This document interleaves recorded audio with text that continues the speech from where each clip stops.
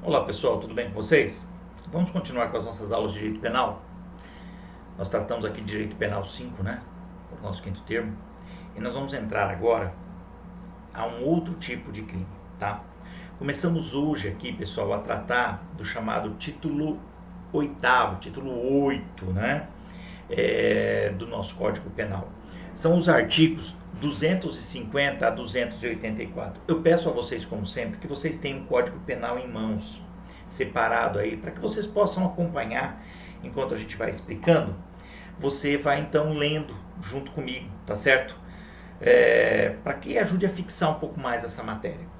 Esses crimes, pessoal, que nós vamos tratar, são crimes bastante discutíveis, vocês vão ver por quê, tá? Isso dá um certo pano para manga aí, há uma certa discordância com relação à doutrina, né? Sobre os doutrinadores, sobre os especialistas com relação a esses crimes. Bom, de qualquer forma, esses crimes do título 8º, eles estão disciplinados, pessoal, entre os crimes contra a incolumidade pública. Olha o termo, crimes contra a incolumidade pública, que são aí os delitos que atentam contra a vida, mas ao mesmo tempo contra o patrimônio, contra a segurança, contra a saúde da sociedade como um todo, ou seja, de um número indeterminado de pessoas. A incolumidade pública é um complexo de bens relativos à vida, à integridade corporal, à saúde de todos e de cada um que compõe a sociedade. Veja como o termo incolumidade pública, ele é amplo, percebeu? Nós tratamos de forma específica crimes contra a vida, depois tratamos de crimes específicos contra o patrimônio, lembra disso? Crimes contra a integridade física, mental. Agora, esses crimes, eles compõem um complexo de bens jurídicos que são tutelados. Tá? É um conjunto de vários bens jurídicos tutelados que aparecem aqui sendo incriminados no mesmo tipo de demanda. Ó, o título 8º, ele é dividido em 3 capítulos, pessoal. Crimes de perigo comum, que é o capítulo 1. Quem tiver aí com o Código Penal pode até olhar no índice que vai ver isso. Então, primeiro, crimes de perigo comum, capítulo 1, que vai dos crimes 250 a 259. Depois você tem crimes contra a segurança dos meios de comunicação e transporte e outros serviços, que é o capítulo 2. E por fim, crimes contra a saúde pública, que é o capítulo 3º. Tá certo? Nós vamos tratar de cada um deles com certa calma. Eles são crimes meio diferentes, pessoal. Crimes que muitas vezes a gente não vê no cotidiano da gente. Não é muito comum de você encontrar esses crimes. Eles existem, tá? Eles ocorrem, tudo bem? Mas eles não são muito comuns. E outra coisa, muitas vezes você não tem efetivamente um dano ao bem jurídico tutelado. E mesmo assim está configurado o delito. É isso que é estranho, isso que é difícil, tá? Vamos lá. Vamos começar no título 8º com os crimes de perigo comum, pessoal. Crimes de perigo comum, o nome já fala muito, tá? Os crimes de incolumidade pública são crimes contra a sociedade e não contra uma determinada pessoa. O próprio Mirabete, ele cita que a característica dos crimes a serem examinados é de que a lesão ou o perigo ultrapassa a ofensa a uma determinada pessoa para atingir um número indeterminado de indivíduos. Quer dizer, você não busca atingir uma única pessoa, é aí que está o crime. Você atinge uma quantidade indeterminada de pessoas, ou seja, a própria coletividade. Logo, você já percebe que temos aqui um crime vago, atinge a coletividade. Além disso, o objetivo da lei aqui, ele relaciona-se com a proteção dos bens de modo mais abrangente, incriminando os fatos que provoquem um simples perigo para os bens jurídicos. Não precisa haver, veja, um dano efetivo. Simplesmente a existência, a causação do perigo, pronto, já temos o crime. Tá entendido? Incolumidade, pessoal, e aí no livro do Rogério Greco, ele falando da Hungria determina que incolumidade é o estado de preservação ou de segurança em face de possíveis eventos lesivos.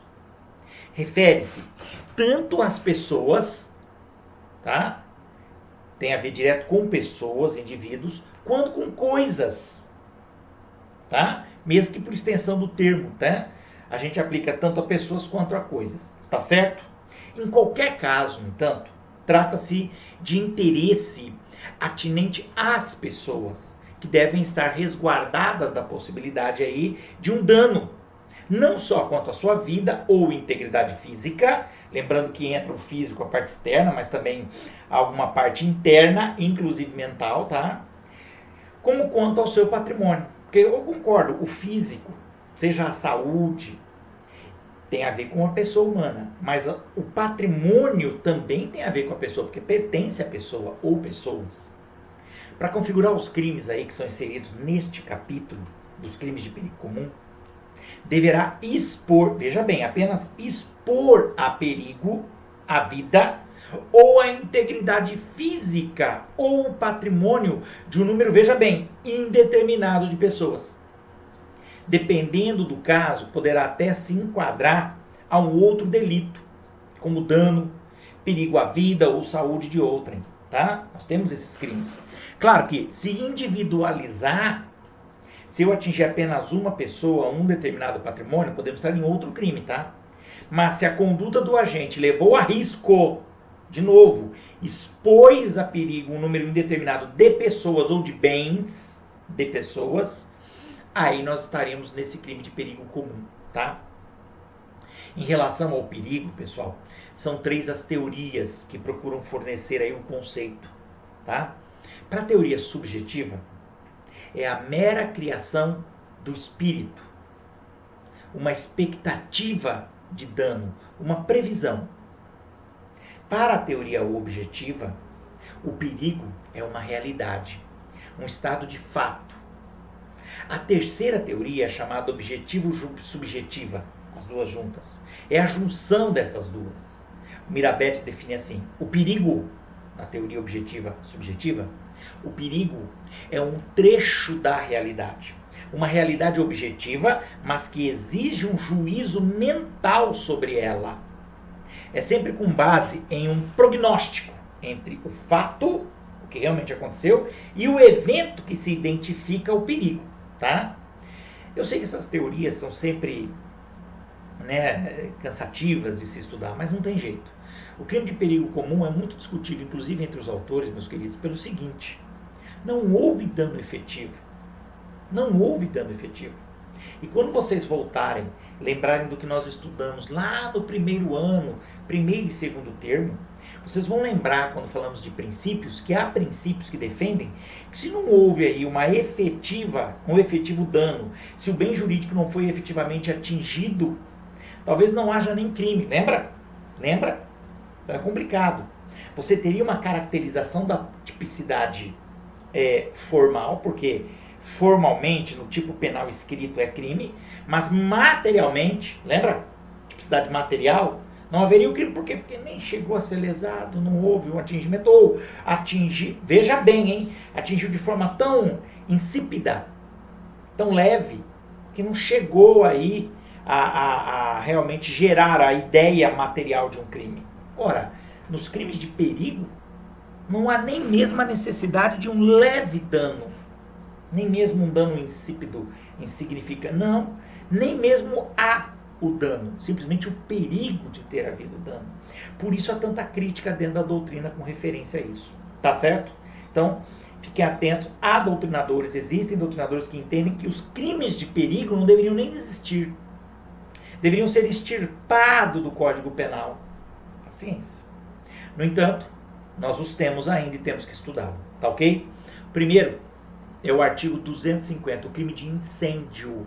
Incêndio.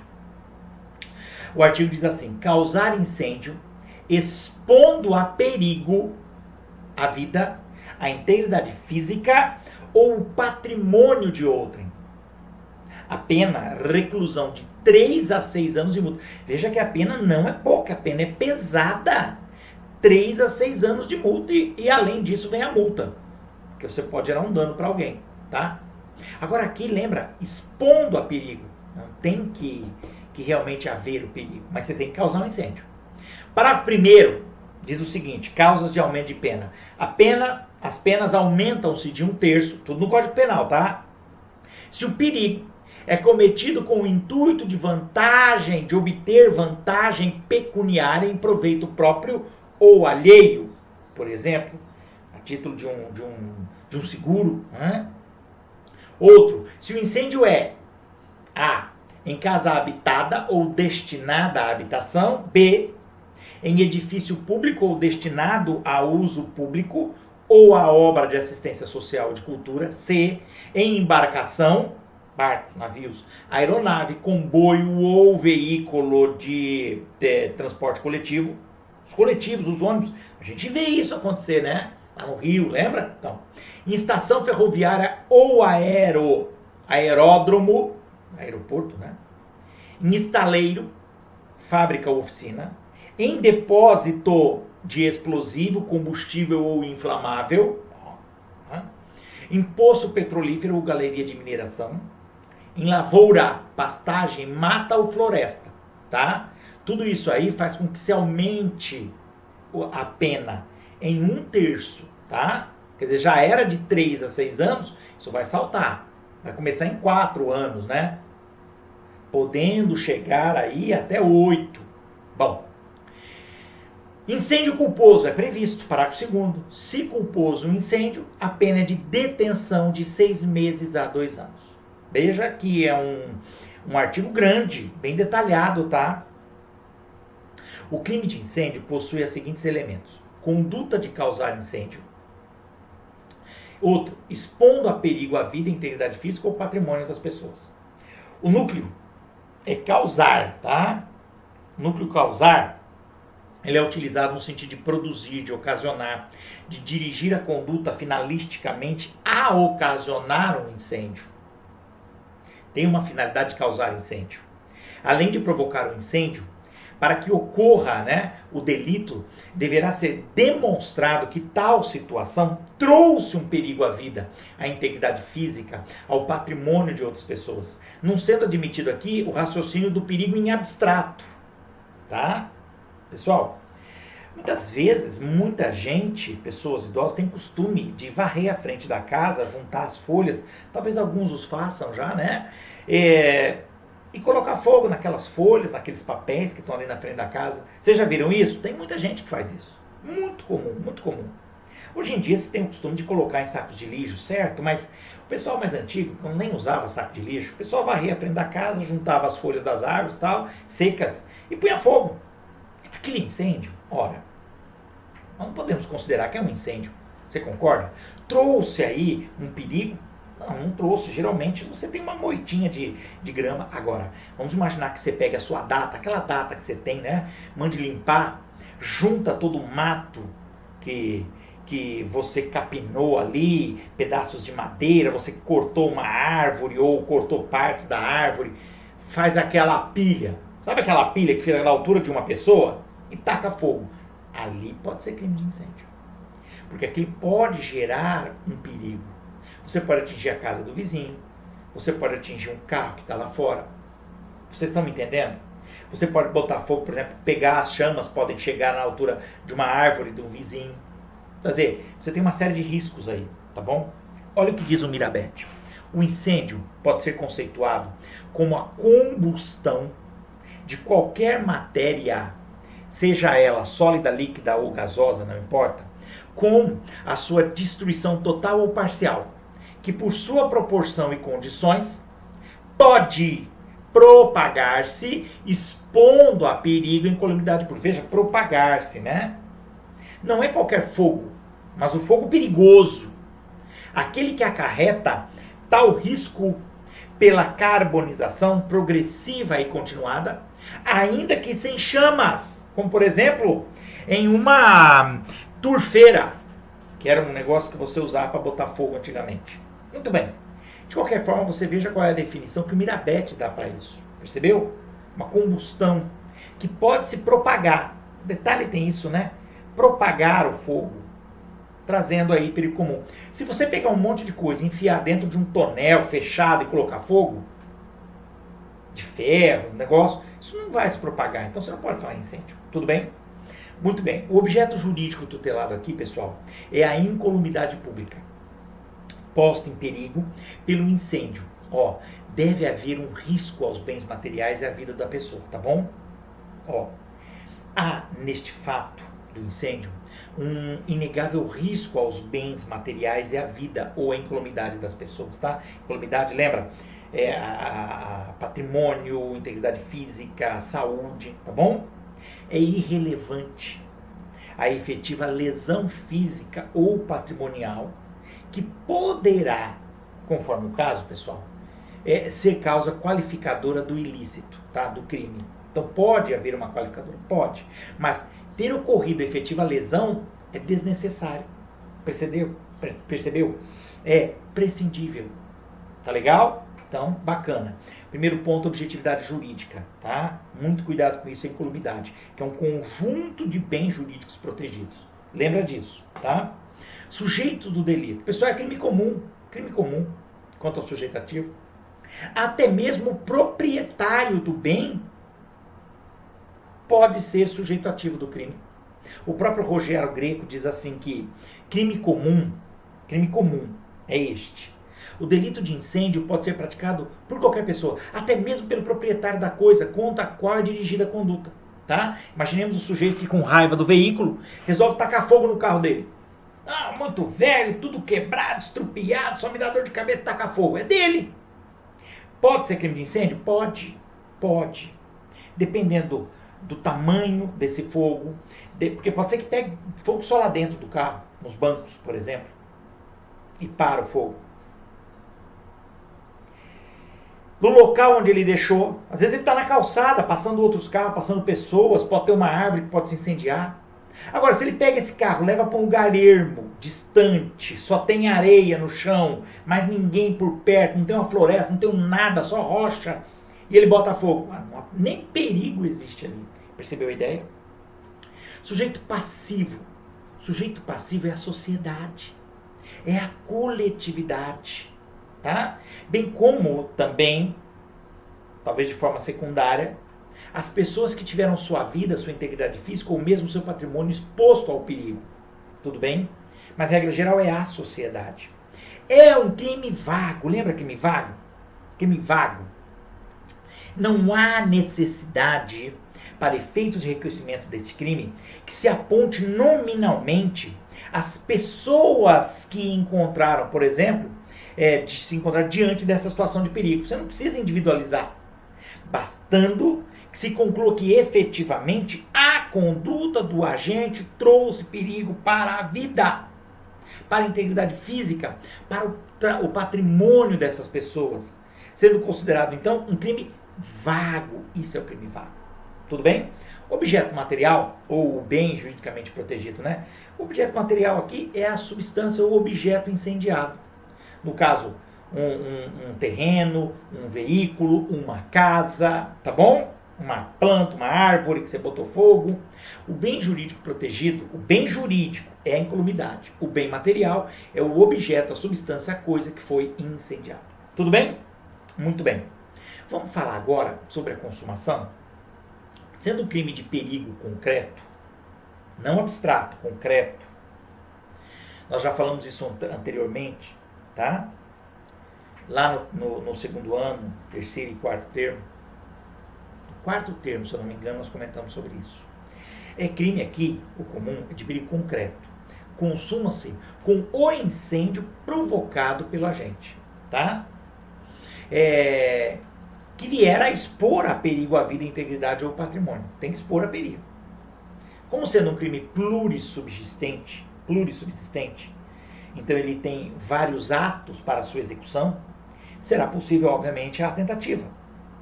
Como, por exemplo, quando o agente, com 5 litros aí de gasolina no interior de uma padaria, no momento em que iria colocar fogo no estabelecimento, é detido pelos funcionários, evitando assim que o crime se consumir, que ele efetivamente coloque fogo. Mas veja, ele pegou as gasolinas, jogou gasolina por todo o local e ia tacar fogo, é que seguraram ele, tá bom? Temos uma tentativa de incêndio. Ocorrerá o chamado crime impossível. quando o meio ou objeto for totalmente incapaz de provocar o delito, tá? O artigo 17 do Código Penal trata disso aí, tudo bem? Ó, não se poderá falar em tentativa, mas em crime impossível, se o meio ou o objeto forem totalmente idôneos a provocar um incêndio. Por exemplo, o agente supõe estar jogando aí álcool ou gasolina na casa, mas na realidade ele está jogando, por exemplo, soro fisiológico, entendeu? Não vai pegar fogo. Quem dá esse exemplo é o Fernando Capis, tá? Então, bacana. Crime impossível, crime impossível. O artigo 15, né, que trata do chamado arrependimento eficaz. Quando o agente voluntariamente desiste de prosseguir a execução ou impede que o resultado se produza.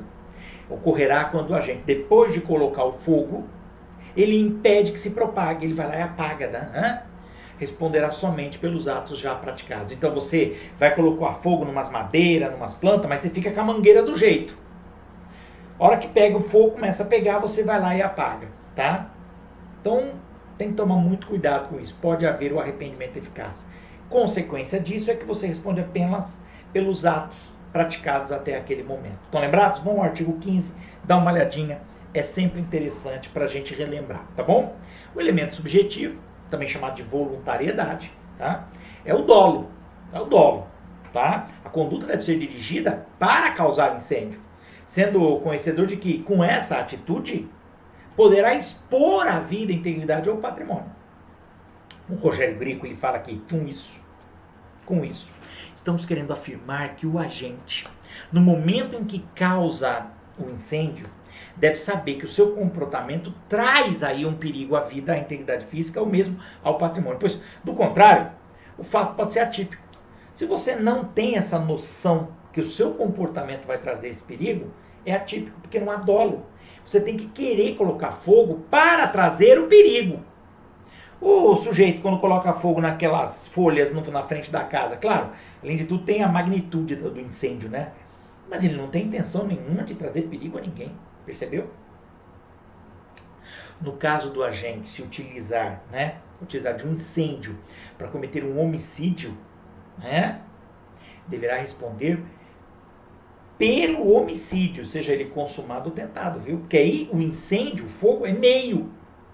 Então, eu amarro uma pessoa dentro da casa dela e taco fogo na casa porque eu quero matar ela. Ora, eu não coloquei fogo simplesmente pelo incêndio. Eu quero é matar a pessoa que está lá dentro, então é homicídio. Lembre-se, aqui nesse crime de homicídio nós temos, dentro do elemento subjetivo ou da voluntariedade, né, a modalidade culposa. É previsto, lembra? Parágrafo 2º. Pode o agente ter deixado aí de observar o necessário cuidado, atendendo assim à regra do artigo 18, que é a modalidade culposa. O parágrafo 2º do artigo 250, ele determina isso, que o agente deverá responder por incêndio culposo, cuja pena é de detenção de 6 meses a 2 anos. Tá certo? Tudo bem? Então, é previsto. Então, vai depender muito da situação. Ora, eu não queria causar um incêndio, trazer dano nem perigo a ninguém. Tudo bem, mas trouxe. Por quê? Porque não era uma pequena moita com um pouco de folhas e galinhos ali no chão, na calçada. Você juntou um monte de tralha no meio da calçada ali na rua e tacou fogo. Aquilo fez um fogaréu com 3 metros de altura. Ah, mas eu não achei que ia pegar desse jeito. Paciência. Homicídio culposo. Colocou em risco pessoas, carros que passavam. Entendeu? Possivelmente o trânsito ficou parado, porque não dava para passar por causa do fogo. Ó. Pessoal, os meios, as condutas, podem tanto ser omissivas como comissivas, não é? O núcleo do tipo, que é causar, pressupõe um comportamento comissivo, isto é, uma ação, tá? Ação. A gente pode entender uma omissão aí? Ó, pode ser praticado por uma omissão chamada omissão imprópria, né? Quando o agente, possuindo o status de garantidor, aquele que tem que cuidar de algo, né, nada faz para evitar que ocorra um incêndio, entendeu? Então é possível, tá? Mas apenas quando o agente é tido como garantidor. Tá legal? Beleza? Bacana? Muito bem.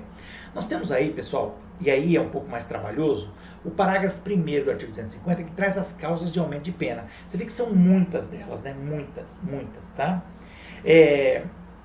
Quando você vai analisar cada uma, é preciso ter um certo cuidado. A primeira causa é quando o crime é obtido com o intuito de obter lucro. Exige-se aí um elemento para o crime, né, específico do injusto, como a gente fala, que é a finalidade de obter vantagem pecuniária. Falando sobre o tema, diz o Mirabete assim, que essa vantagem deve ser a consequência do crime e não o pagamento ou recompensa pela conduta do agente que provocou o incêndio. Não se exigindo que ele receba essa vantagem, que ele logre a vantagem. Só tem que querer buscar. Como, por exemplo, destruir a própria casa velha, né? Para poupar o dinheiro, por exemplo, para fazer a demolição dela. Entendeu? Cuidado, se o cara recebe pagamento para colocar fogo na casa, não é bem por isso, tá? Tudo bem? A segunda hipótese vai incidir em virtude do objeto material que é dirigido à conduta do agente, tá bom? Edifício público destinado ao uso ou a... Volta. Inciso 2, né? Inciso 2, desculpa. No inciso 2, pessoal, ele coloca um conjunto de situações, de objetos, que em virtude desse objeto material, que você dirige a conduta do incêndio, você vai ter o aumento da pena. O primeiro, então veja bem, causas de aumento de pena. Inciso 1, é quando o sujeito vai ter algum tipo de resultado patrimonial para ele. Tudo bem? Aí sim, você tem aumento da pena. No inciso 2 é um pouco diferente, tá legal? O inciso 2 é um pouquinho diferente. Muito bem, já o inciso 2, nesse caso, ele fala de várias situações de incêndio, mas ele não leva em consideração, pessoal, a vantagem que, porventura, o agente iria receber, tá ok? Ele considera, na verdade, qual é o objeto material do crime, isto é, qual a coisa que está sendo incendiada, percebeu? E aí, em sendo um incêndio nesses objetos, você tem causas de aumento de pena, tá bom? Então, interessante.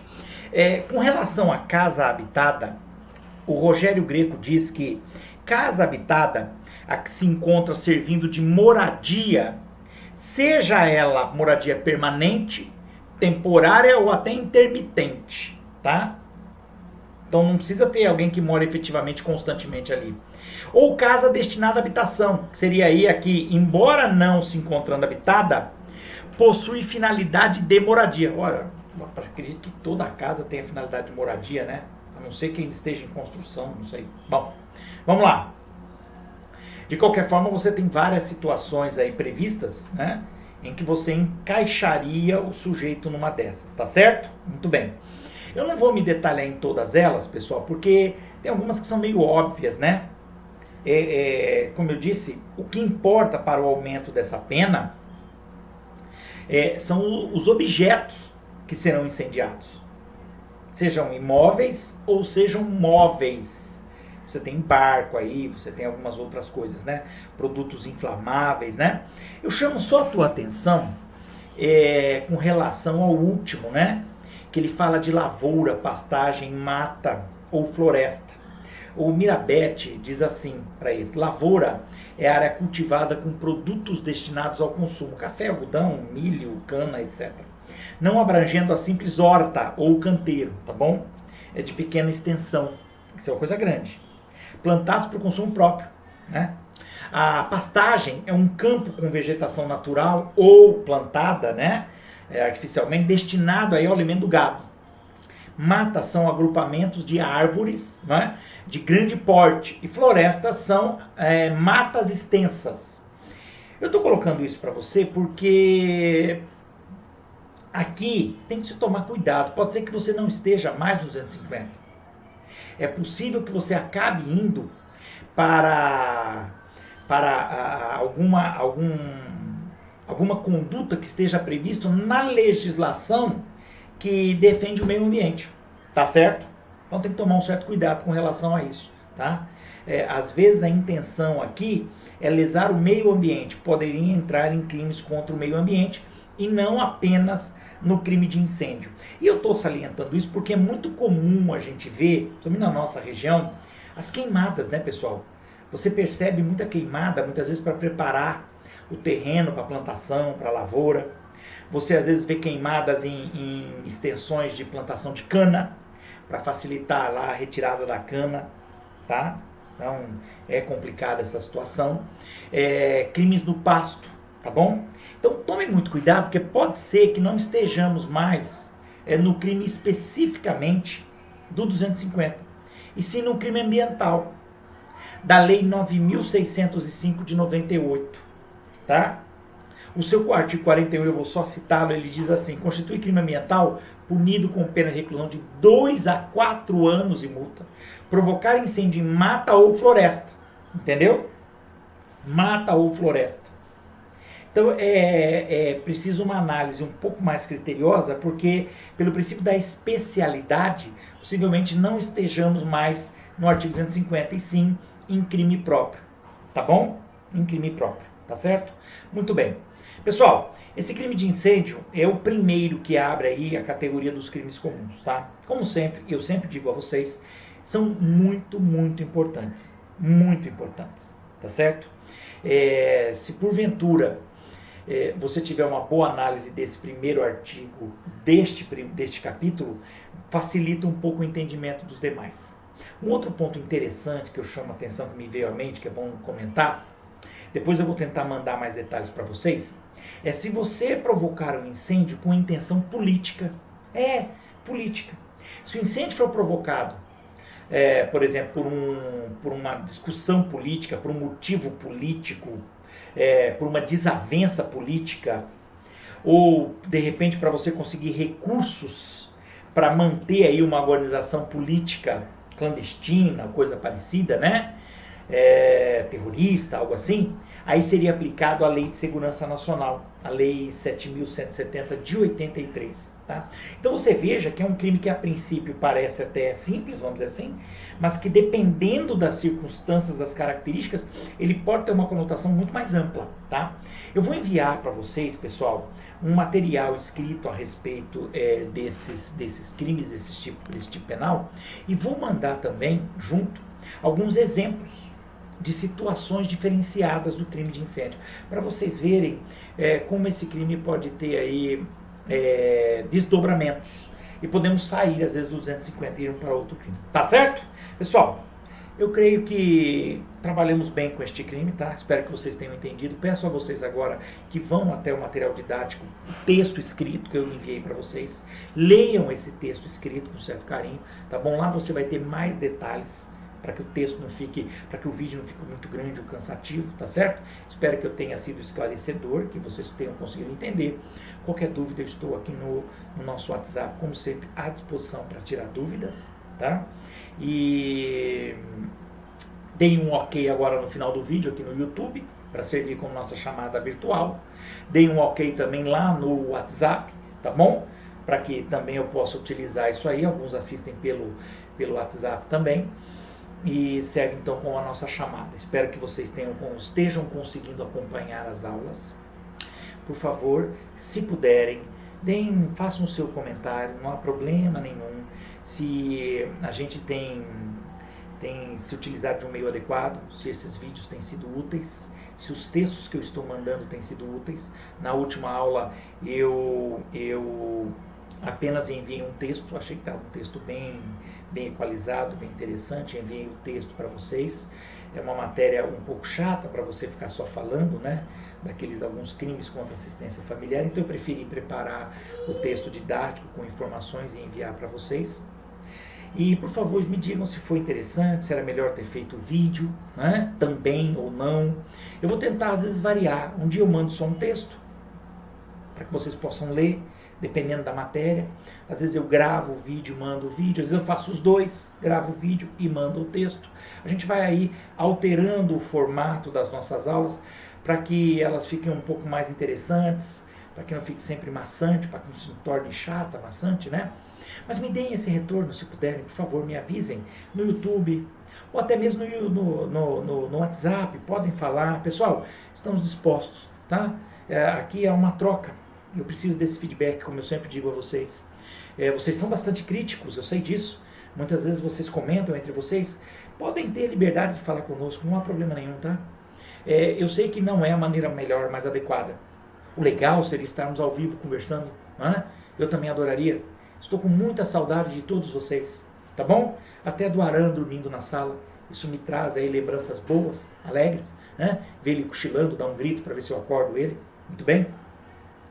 Mas eu estou com muita saudade de vocês também, de aulas presenciais. Torço para que logo estejamos prontos. Estejamos aí juntos na sala de aula. Acredito que na pior das hipóteses, no segundo semestre, teremos aulas presenciais.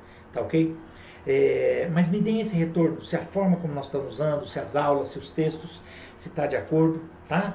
Se está sendo agradável, se está sendo interessante para vocês, se vocês estão conseguindo assistir, se na hora da aula vocês estão conseguindo assistir, porque eu sei que alguns de vocês, eu tenho tido relatos que não conseguem assistir no horário certo, acabam vendo depois, por isso eu estou gravando as aulas, tenho evitado, né, dar aulas online, porque eu acredito que, pelo que eu ouvi de muitos alunos, eles não conseguem estar presentes no horário da aula, tá? Então me deem esse retorno se vocês puderem, tá bom? Para eu saber como as coisas estão andando e também como está a vida de vocês. Por favor, me deem um retorno. Como é que está a vida de vocês? Como é que as coisas estão correndo? Tá bom? Diego, Lucas, tá? A Sueli, a Fernanda, tá bom? Vamos lá, deem um retorno a Emily, como é que estão as coisas? Tá certo? Alessandra, vocês estão conseguindo estudar? Estão conseguindo ver a aula no horário da aula? Como é que estão as coisas? Como é que está aí a quarentena de vocês? Deem esse retorno para a gente poder bater um papo. Podem falar lá no YouTube. Podem colocar aqui no Classroom, se quiserem também. Tá? Podem falar no WhatsApp. Vamos trocar essa ideia para a gente ver se realmente essas aulas estão tendo eficácia como eu gostaria. Tá bom? Forte abraço a todos. Leiam o material que eu vou enviar. Nos vemos na próxima aula, tá bom? E aí vamos falar de mais alguns artigos. Um abração. Até a próxima. Fui!